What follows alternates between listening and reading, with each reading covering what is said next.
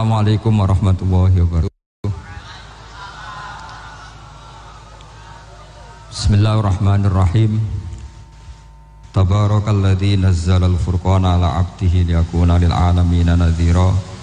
Allahumma shalli wa sallim ala sayyidina Maulana Muhammadin wa ala alihi wa sahbihi asma'in nama ba'du.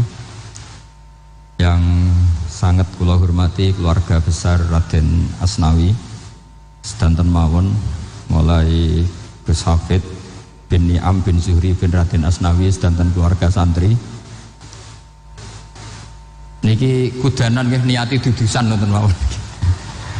Terus riyen wonten cerita udan niku rahmat. Jadi nak sampean melayu saking udan berarti melayu saking napa? Rahmat.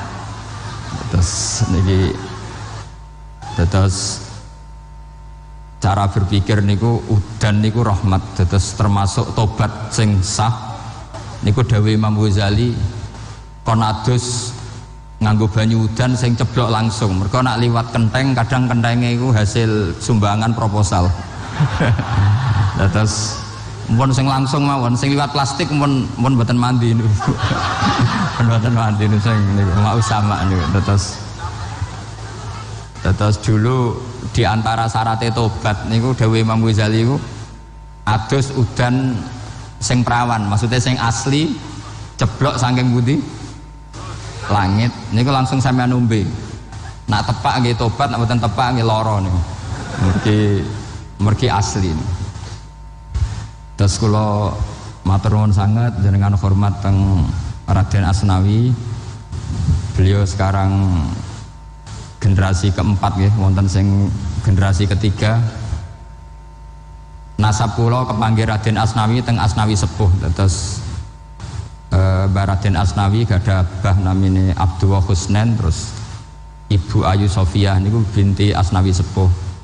Kula buyut kula kandung damaran niku Hafsah binti Maksum bin Soleh bin Asnawi sepuh. Kenapa saya cerita zuriyah gitu? Terus satu peradaban, ini bahasa Indonesia mohon ya, bahasane gaul. Satu peradaban itu yang bisa bangun itu dzurriyah itu komunitas gen. Meskipun nanti komunitas gen itu bisa disadap atau dibajak oleh orang-orang yang tidak gen, jadi agak ilegal tapi itu sah. Karena sampean bisa misalnya kalah nasab sama saya, misalnya bilang nanti ketemu di Nabi Adam saja Gus gitu kan. Nanti pasti kita ketemu di siapa? Nabi Adam. Terus kedua, kekalahan nasab itu udah abadi, karena nanti setelah jenengan ditanya di kuburan bapak kamu siapa, itu disuruh jawab Nabi siapa? Ibrahim. Terus kekalahan nasab sampean nanti berakhir di kuburan, karena nanti dijawab siapa bapak kamu, disuruh jawab siapa? Nabi Ibrahim. Jadi yang punya bapak Karmen apa itu sudah selesai, sudah nggak dipakai lagi. Nanti pakai siapa? Nabi siapa? Ibrahim. Nah, kenapa saya cerita bahwa nasab gen itu akan disatukan oleh satu visi ilmiah yang objektif. Gini ku dawuh Nabi Yusuf, wattaba'tu millata abai Ibrahim wa Ishaq wa Yaqub. Terus dawuh Nabi Yusuf, maka nalana an nusyrika billahi min syai'. Jadi saya ngikuti leluhur saya, ini dengerin ya, saya ngikuti leluhur saya, yaitu Nabi Yakub bin Ishak bin Ibrahim. Leluhur saya itu siapa? Maka nalana an nusyrika billahi min syai', yaitu keluarga besar yang tidak pernah melakukan kemusyrikan. Ya, keluarga besar kami punya tradisi tidak pernah melakukan kemusyrikan, dan bahkan itu dibahasakan tidak mungkin kita ini melakukan kemusyrikan. Maka nalana itu kira-kira kalau bahasa Indonesia itu kita ini tidak mungkin melakukan kemusyrikan. Nah, kenapa demikian? Itu berangkat dari logika yang permanen, disebut yusabbitu Allahu alladzina amanu bil qouli tsabiti fil hayatid dunya wa fil akhir. Logika permanen itu begini, misalnya kita ini kan hidup dari bapak dari ibu terus sampai Nabi Adam. Kemudian setelah Nabi Adam ini berakhir, berakhir. Kemudian kita mau tidak mau berpikir Nabi Adam itu siapa?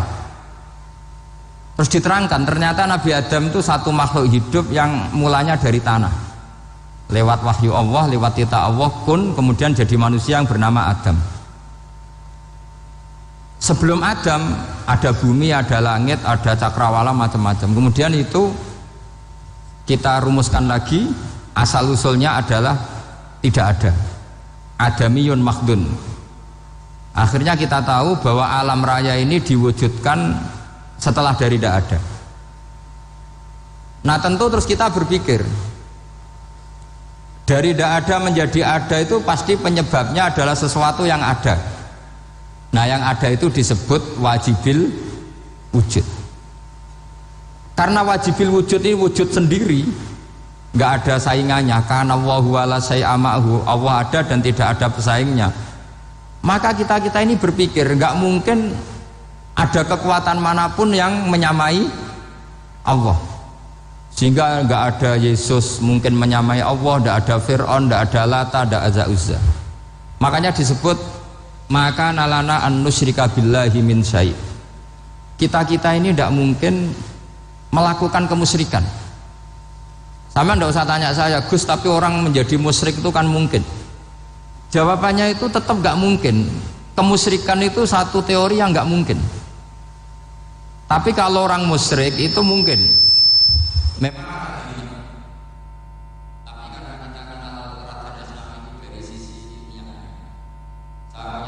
kitab beliau, mungkin saya termasuk pernah cucu yang membawa kitab beliau banyak ke Korea. Saya itu beli pesolatan tuh bukan 1-2 sampai 2 kerdus 3 kerdus. Itu mulai dulu, mulai saya ngiai sampai sekarang tak bawa ke Sragen, ke Solo 3, termasuk tak bawa ke Korea.